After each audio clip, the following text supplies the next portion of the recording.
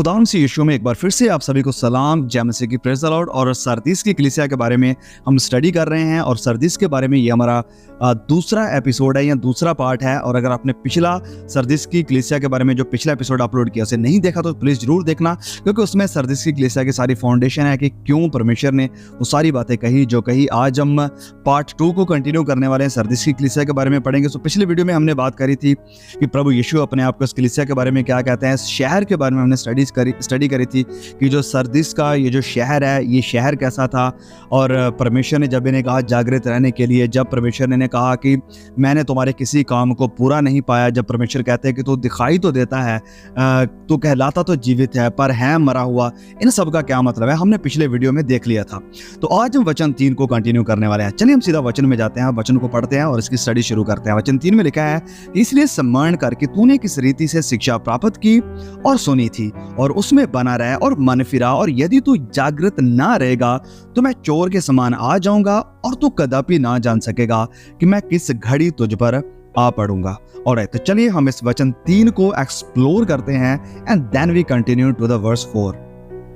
तो सबसे पहले परमेश्वर इन्हें यह काम करने के लिए कह रहा है कि तुम्हें याद करने की जरूरत है। तुम याद करो, स्मरण करो कि तूने किस रीति से शिक्षा प्राप्त की और सुनी थी और उसमें बना रहे और मन फिरा, और यदि तू जागृत ना रहेगा तो मैं चोर के समान तेरे ऊपर आऊंगा, कदापि ना जान सकेगा कि किस घड़ी तुझ पर आ पहुंचाऊं। तो सबसे पहले परमेश्वर इस कलीसिया को कह रहे हैं कि तुझे याद करने की जरूरत है।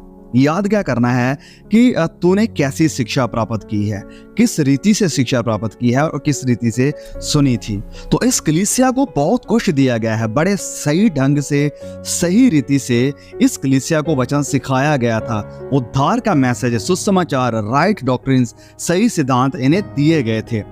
इसलिए प्रभु यीशु इस कलीसिया को कह रहे हैं, प्रभु यीशु कह रहे हैं कि याद कर कि तूने किस रीति से शिक्षा प्राप्त की थी और सुनी थी और फिर उसमें बना रहे। जो राइट डॉक्ट्रिन, सही सिद्धांत तूने सुने थे, पाए थे, उसमें बना रहे। मतलब प्रभु के कहने का कि जिसे ज्यादा दिया गया है उससे ज्यादा की उपेक्षा उम्मीद भी की जाती है। और इस कलीसिया को सही दिया गया था, ज्यादा दिया गया था, लेकिन ये कलीसिया, ये चर्च उसमें बना नहीं रहा।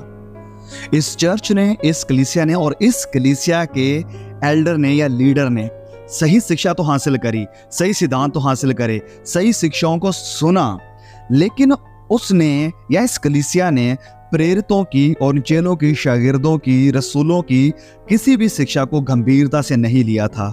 वो उन्हें छोड़ते जा रहे थे, उन्हें ठुकराते जा रहे थे, उन्हें भूलते जा रहे थे और अपनी मनमर्जी के अनुसार जो उन्हें सही लग रहा था इस कॉन्टेक्स्ट में रहते हुए करने के लिए वो काम कर रहे थे या वैसी शिक्षाएं मान रहे थे, जैसे कि आज भी हो रहा है। अब कुछ ही दिन पहले, जैसे कि कल ही हमने वीडियो अपलोड करी थी औरतों के प्रचार करने को लेकर, और उस वीडियो में हमने देखा था कि जो चेलों की शिक्षा है, जो प्रेरित पौलुस की जो शिक्षा है, जो उसने वचनों में बता रखे पवित्र आत्मा के इंस्पायरेशन में, प्रेरणा में, आज लोगों ने उस शिक्षा को पूरी तरह से ठुकरा दिया है, पूरी तरह से नजरअंदाज कर दिया है। भूल गए हैं कि वचनों में परमेश्वर ने पवित्र आत्मा के थ्रू संत पौलुस से क्या लिखवाया है और क्या बात कलीसिया को, क्या इंस्ट्रक्शंस कलीसिया को दिए हैं। लेकिन आज कलीसियाएं उसमें बनी नहीं रही। जो उन्होंने सुना है, जो वचनों में लिखा है, उसे ठुकरा दिया है। और यही काम यहाँ इस कलीसिया में भी हुआ था। और इस कलीसिया को प्रभु यीशु फिर खुद कह रहे हैं कि तुझे याद करने की जरूरत है कि तूने कौन सी शिक्षा पाई है, तूने वचनों में क्या पढ़ा है, वचनों में क्या सुना है और उसमें बना रहे। जो वचन कहता है, जो तूने सुना है, जो चेलों ने, जो शागिर्दों ने, जो प्रेरितों ने सिखाया है, तुझे उसमें बने रहने की जरूरत है। अपनी मनमर्जियां, अपने विचारों के ऊपर, अपने दिल की बातों के ऊपर चलने की जरूरत नहीं, अपने ख्यालों पर चलने की जरूरत नहीं है, अपनी भावनाओं के अनुसार चलने की जरूरत नहीं, अपनी फीलिंग्स के अनुसार चलने की जरूरत नहीं है। तुझे बस जो सिखाया गया है, जो बताया गया है, जो इंस्ट्रक्शन मिले हैं, उसमें बने रहने की जरूरत है। और फिर प्रभु यीशु कहते हैं इस कलीसिया को कि मन फिरा, मन फिरा। मन फिराव का मैसेज शुरुआत होती है यूहन्ना बपतिस्मा देने वाले से। प्रभु यीशु आते हैं, वो भी कहते हैं मन फिरा। और जब हम बाइबल की इस आखिरी किताब में आ जाते हैं, प्रकाशित वाक्य में, और फिर से प्रभु यीशु का मैसेज यही है कि मन फिरा, मन फिरा। मतलब कि इस कलीसिया ने, भले ही इन्होंने प्रेरितों की शिक्षा को ठुकरा दिया था, उसे भूल गए थे, लेकिन अभी भी इनके पास मौका है, अभी भी इनके पास उम्मीद है प्रभु के पास दोबारा आने की। अभी भी इनके पास वक्त है कि वो अपने इन सारे गलत रास्तों और सिद्धांतों जहां पर वो चल रहे हैं, जिसके ऊपर ये चल रहे हैं, इससे मुड़ आए, इससे पश्चाताप कर लें, इससे मन फिरा लें, तौबा कर लें। और जो वचन कहता है, जो प्रभु यीशु के रसूलों ने कहा है और जो पवित्र आत्मा ने वचनों में कहा है, उसके अकॉर्डिंग चलना, उसके अकॉर्डिंग अपनी बातें करना और उसके अकॉर्डिंग कलीसियाओं को लीड करना शुरू कर दें। तो वचन में यहां पर प्रभु यीशु सजेस्ट कर रहे हैं इस कलीसिया को, सजेस्ट नहीं है, ये कमांड है, ये आज्ञा है प्रभु यीशु की कि उसमें बना रहे, जो शिक्षा तूने पाई है और मन फिरा। इंग्लिश में लिखा है दे मस्ट होल्ड फास्ट, मतलब उसे थामे रखने की जरूरत है। जो शिक्षा वचनों में दी गई है और प्रेरितों के द्वारा दी गई, उसे थामे रखने की जरूरत है। और फिर repent by turning and restoring the gospel and apostolic doctrines to authority over their lives, कि उन्हें मुड़ने की, टर्न करने की जरूरत है, कि वो सुसमाचार की तरफ मुड़ें और जो अपोस्टोलिक डॉक्ट्रिन्स हैं, जिनका वर्णन प्रेरितों ने किया है पत्रियों में, उनके ऊपर खड़े रहने की और उस अथॉरिटी को मानने की जरूरत है। फिर आगे प्रभु यीशु इस कलीसिया से कहते हैं कि यदि तू जागृत ना रहेगा, यदि तू सचेत ना रहेगा, यदि तू वॉचफुल ना रहेगा, तो मैं तेरे ऊपर चोर के समान आ जाऊंगा और तू कदापि ना जान सकेगा कि मैं किस घड़ी तुझ पर आ पहुंचा हूं। प्रभु यीशु ने कहा कि अगर तुम वचनों को इग्नोर करते हो, अगर तुम मेरी बातों को इग्नोर करते हो, अगर तुम मेरी आज्ञाओं को इग्नोर करते हो, तो आपके ऊपर एक ऐसा खतरा आ जाएगा जो कि अचानक होगा और आपको लगेगा कि ये कैसे हो गया, ये हमारे ऊपर कैसे हो गया। तो प्रभु कहते हैं कि ये अचानक होगा, आपको पता नहीं चलेगा, आपकी उम्मीदें कुछ और होंगी, लेकिन आपके साथ होगा कुछ और, क्योंकि आपने उन सिद्धांतों को, उस सच्चे सुसमाचार को और वचनों की अथॉरिटी को फाइनल नहीं जाना। तुमने जो चेलों ने आपको शिक्षा दी थी उसे ठुकरा दिया है, तुम उसे भूल गए हो। इसलिए प्रभु ने कहा कि सचेत रहे, जागृत रहे, जगा हुआ रहे।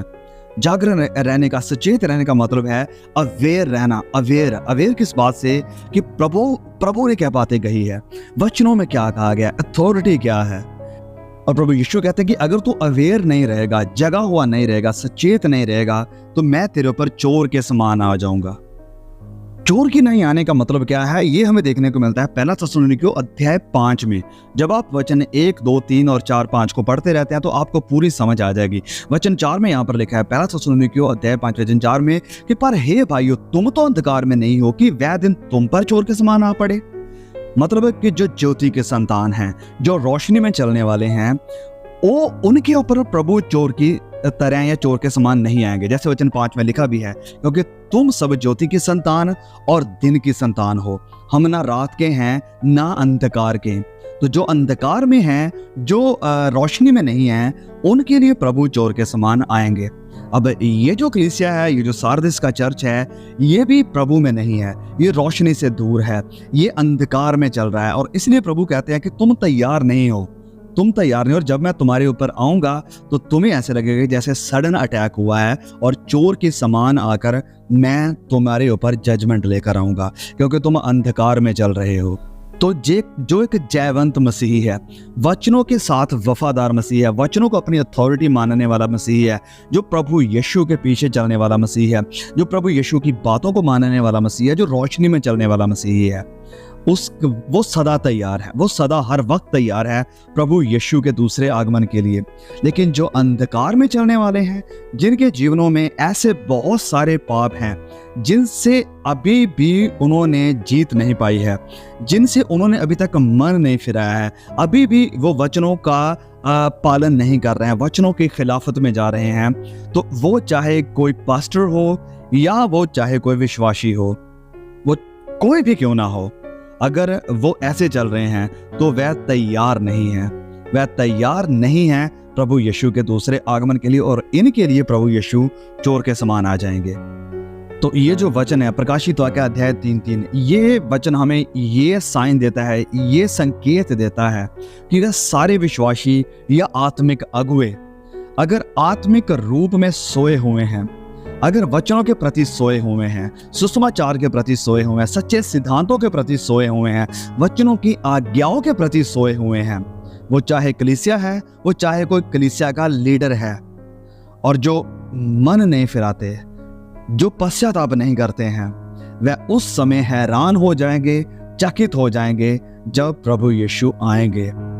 वह हैरान हो जाएंगे उस वक्त जब प्रभु यीशु अदालत लगाएंगे और ये लोग कहेंगे कि हमने तेरा नाम लेके ये किया, वो किया, बड़ी बड़ी मिनिस्ट्रीज खड़ी करी, लेकिन प्रभु यीशु कहेंगे कि तुम मेरी आज्ञाओं को ना मानने वाले हो, चले जाओ, चले जाओ, मेरे सामने से दूर चले जाओ, मैंने तुम्हें कभी नहीं जाना, कभी नहीं जाना, क्योंकि तुमने मेरे वचनों की कभी पालना नहीं करी। चलिए मैं उस वचनों के ऊपर पढ़ना चाहूंगा, मत्ती अध्याय 7 को वचन 22 में जब आप पढ़ते हैं, वहां पर वही लिखा है कि हे प्रभु, क्या हमने तेरे नाम से भविष्यवाणी नहीं करी, तेरे नाम से दुष्ट आत्माओं को नहीं निकाला, तेरे नाम से बड़े अचंभे चमत्कार काम नहीं किए, बड़ी बड़ी मिनिस्ट्री कर रहे हैं ये लोग। फिर वचन 23 में प्रभु यीशु कहते हैं, पर मैं उनसे खुलकर कह दूंगा कि मैंने तुमको कभी नहीं जाना। हे कुकर्म करने वालों, मेरे पास से चले जाओ। कुकर्म करने वालों, इंग्लिश में लिखा है you who follow lawlessness. Lawlessness मतलब कि जैसे मैंने कोई लॉ तुम्हें दिया ही नहीं है, लॉ को तोड़ने वाले, मेरी आज्ञाओं को तोड़ने वाले, मेरे वचनों को तोड़ने वाले।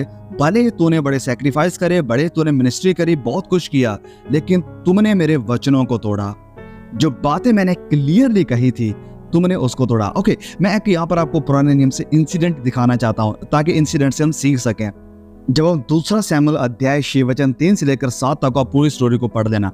ओके, अगर आप अभी स्टॉप करके पढ़ना चाहते हैं आप पढ़ सकते हैं। वहां पर एक उज़ा नाम का इंसान था, और इस इंसान उज़ा ने, जो कि परमेश्वर की जो कवनेंट थी, उसे उठाकर जा रहे थे, और शायद ये जो वाचा का संदूक था या आर्क था, वो गिरने वाला था।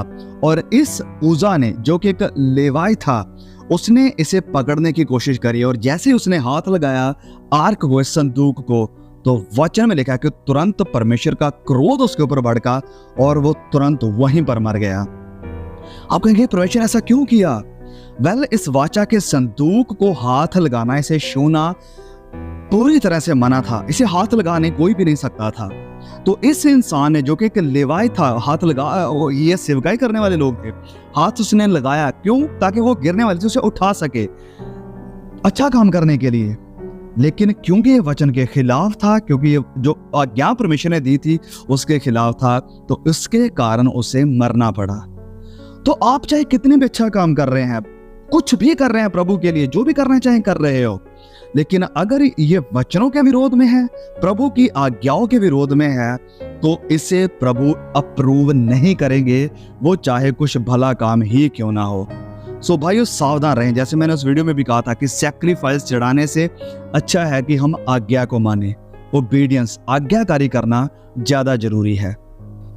तो जो लोग, चाहे वो बहुत कुछ प्रभु के लिए कर रहे हैं, बड़ा नाम है, बहुत कुछ है, लेकिन अगर वो प्रभु की आज्ञा के अनुसार नहीं है, अगर वो वचनों के अनुसार नहीं है, अगर वो अथॉरिटी में नहीं है, अगर वो प्रभु की कमांडमेंट में नहीं है, प्रभु ने वो आज्ञा दी ही नहीं है, अगर वो काम कर रहे हैं, वचनों के खिलाफ खड़े हो रहे हैं, रेबेल कर रहे हैं प्रभु की बातों के खिलाफ खड़े होकर, तो ये बहुत ही भयानक होगा।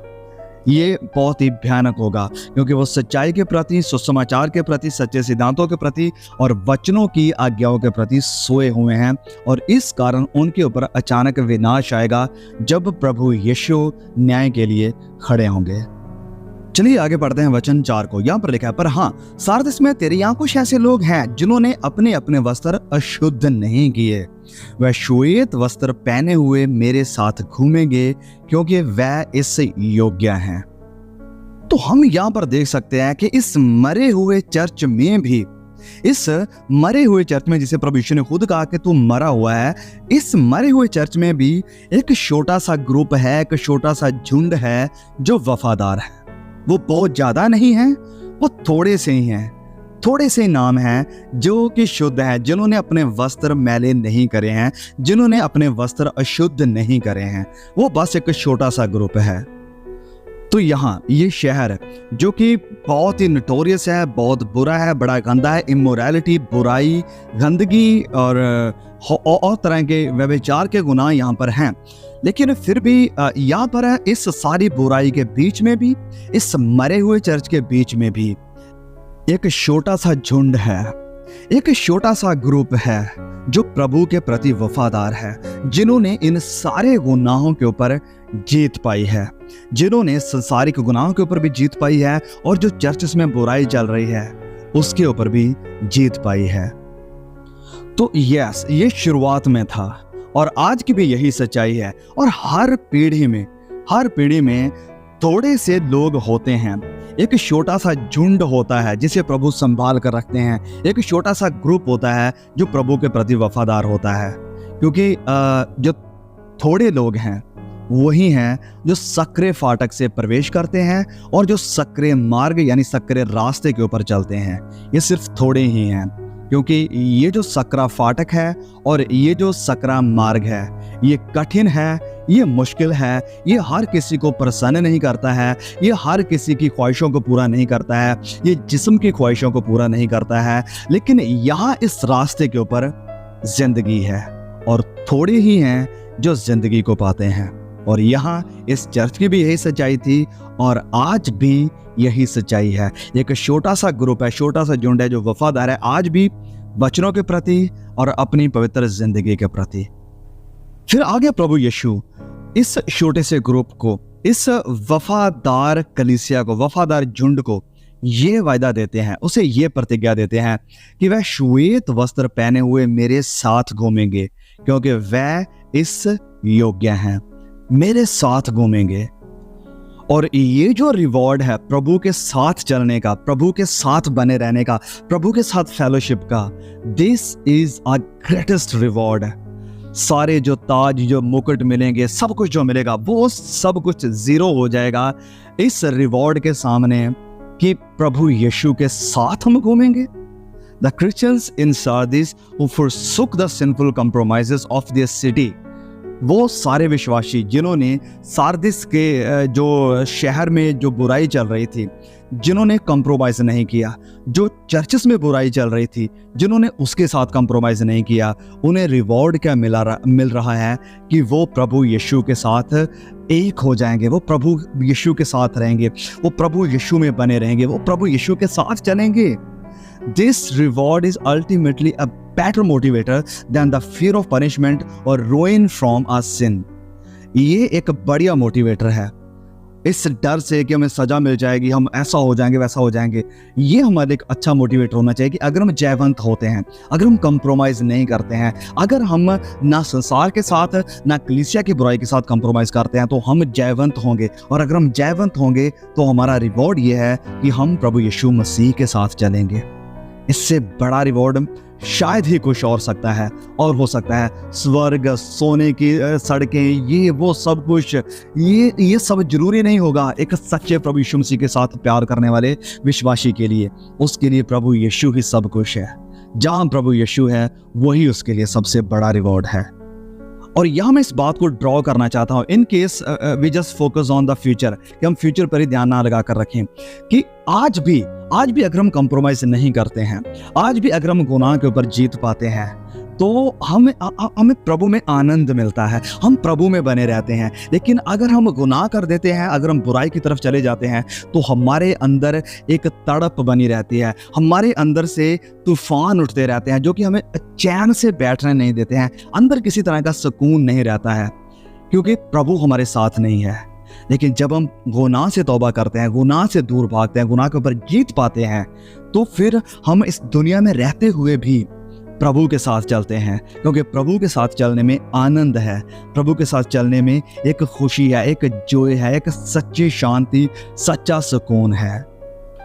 फिर आगे वचन 5 में प्रभु यीशु कहते हैं कि जो जय पाए उसे इसी प्रकार श्वेत वस्त्र पहनाया जाएगा और मैं उसका नाम जीवन की पुस्तक में से किसी रीति से ना काटूंगा, पर उसका नाम अपने पिता और उसके स्वर्गदूतों के सामने मान लूंगा। किसके लिए ये वायदा है, किसके लिए ये प्रतिज्ञा है? वचन में लिखा है कि जो जय पाए, जो जयवंत होते हैं, शरीर के ऊपर, गलत शिक्षाओं के ऊपर, दुनियावी समझौतों कंप्रोमाइजेस के ऊपर, दुनिया की बुराई के ऊपर जो जयवंत होते हैं।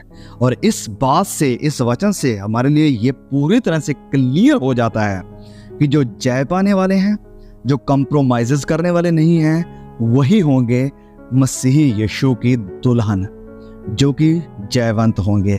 उन्हें प्रभु यीशु शुद्ध और श्वेत पवित्र वस्त्र देंगे। और फिर आगे प्रभु यीशु कहते हैं कि मैं उसका नाम जीवन की पुस्तक में से किसी रीति से ना काटूंगा, मैं उसका नाम जीवन की पुस्तक में से नहीं काटूंगा। और इस वायदे के द्वारा, इस प्रतिज्ञा के द्वारा, ये जो जय पाने वाले हैं, ये जो एक छोटा झुंड है, ये जो लोग हैं जिन्होंने कॉम्प्रोमाइज नहीं किया, उन्हें ये एश्योरेंस मिला कि स्वर्ग में उनकी सिटीजनशिप, उनकी परमानेंट रेजिडेंसी पक्की हो गई है, क्योंकि उन्होंने संसार के साथ समझौता नहीं किया, उन्होंने दुनिया को खुश करने के लिए वचनों के साथ समझौता नहीं किया। और उन्हें प्रतिज्ञा, उन्हें एश्योरेंस क्या मिल रहा है कि they will have their PR, permanent residency with Christ in heaven.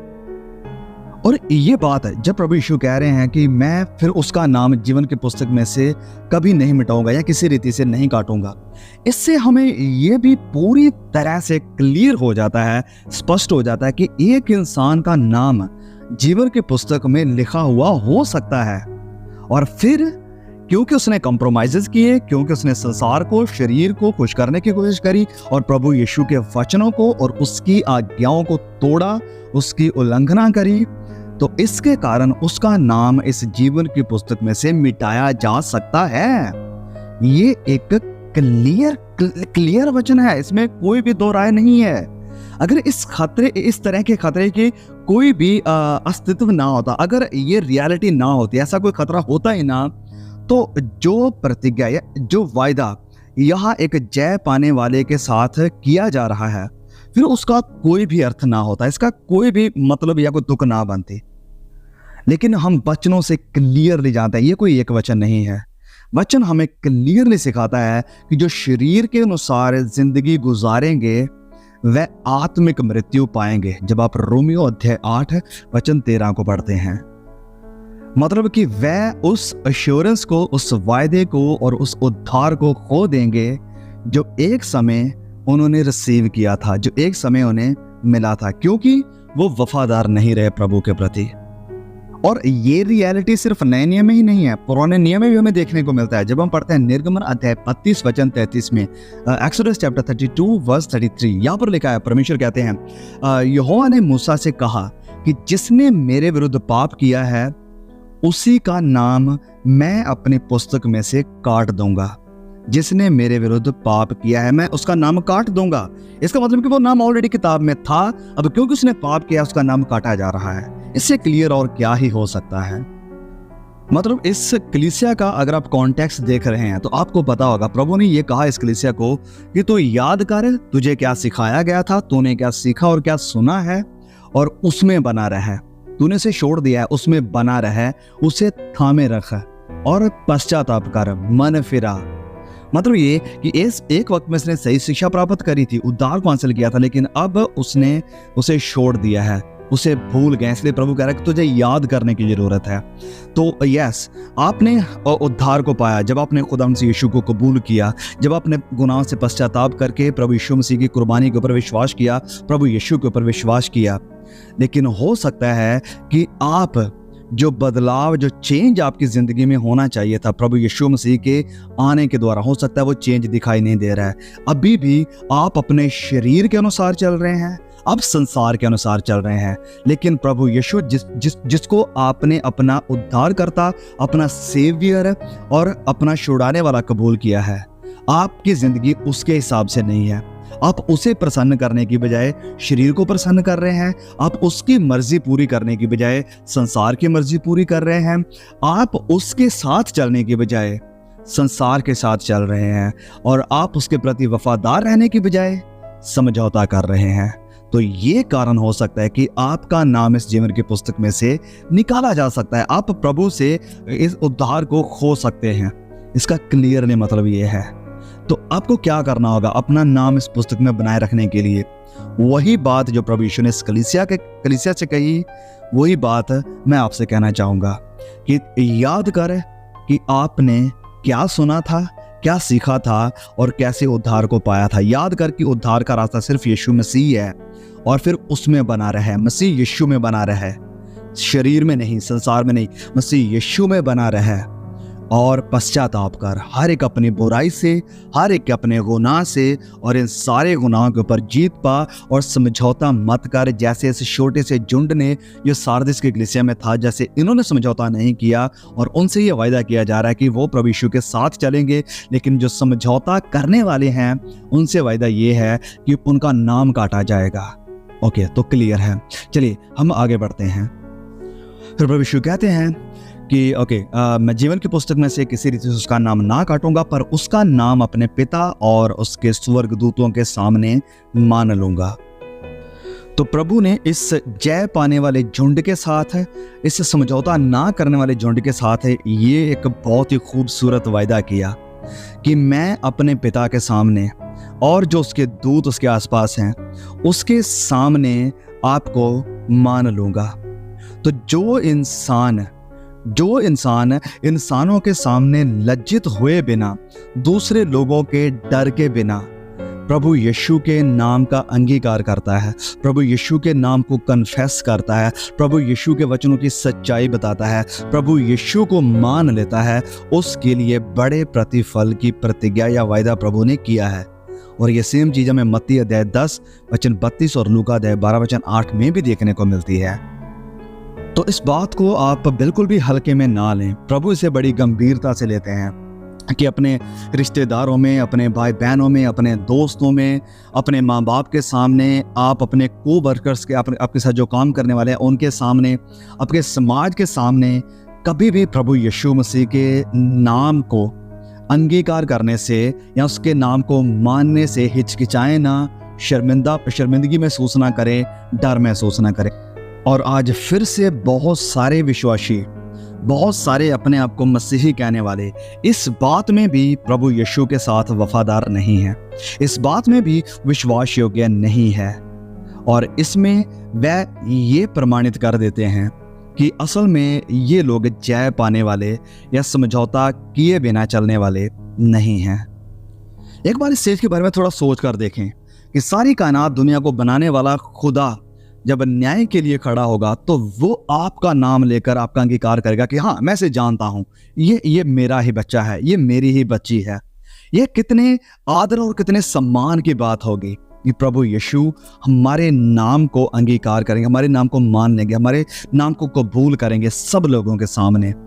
तो अगर आप ये चाहते हैं तो आज ही आपको जय पाने वाले, समझौता ना करने वाले और अपने आप को शुद्ध रखने वाले सक्रिय मार्ग के ऊपर चलने वाले और उस छोटे झुंड में शामिल होना पड़ेगा जो वफादार है प्रभु यीशु के वचनों के प्रति, जो वफादार है प्रभु यीशु की आज्ञाओं के प्रति और जो वफादार है प्रभु यीशु के साथ चलने के लिए। लेकिन आज अगर हम लोगों को खुश करने के लिए समझौता कर देते हैं छोटी छोटी बातों में, अगर हम अपने पड़ोसी को खुश करने के लिए समझौता कर देते हैं, अगर हम अपनी कलीसिया को खुश करने के लिए वचनों के साथ समझौता कर देते हैं, तो सोच कर देखिए कि इसका प्रतिफल हमें क्या मिलेगा। ओके, तो ये सोचने की बात है। फिर आगे प्रभु यीशु क्या कहते हैं, वही जनरल एक एग्जोर्टेशन जो हर कलीसिया को मिलते आ रहा है। प्रभु कहते हैं कि जिसके कान है वह सुन ले कि आत्मा कलीसियाओं से क्या कहता है। जिसके कान है मतलब जो सुनना चाहता है, जो सच्चाई को जानना चाहता है, वह जान ले कि जो पवित्र आत्मा है वो कलीसियाओं से, पूरे लोगों से, विश्वासियों से क्या कह रहा है। अगर कोई सुनने की चाहत रखता है, अगर कोई सुनना चाहता है तो वो आज सुन ले कि ये वचन, ये मैसेज कलीसियाओं को, आपको, मुझे क्या कह रहा है। सो प्लीज़ इस वीडियो को, इस मैसेज को और भाई बहनों तक प्लीज़ जरूर शेयर करें। जल्द मिलेंगे हम एक नई स्टडी के साथ और फिर हम शुरू करेंगे फिलडेल्फिया की स्टडी को। तो प्लीज़ बने रहें, चैनल को सब्सक्राइब जरूर करके जाएं और भी भाई बहनों तक जरूर शेयर करें। ओके, सी यू अगेन, आमीन।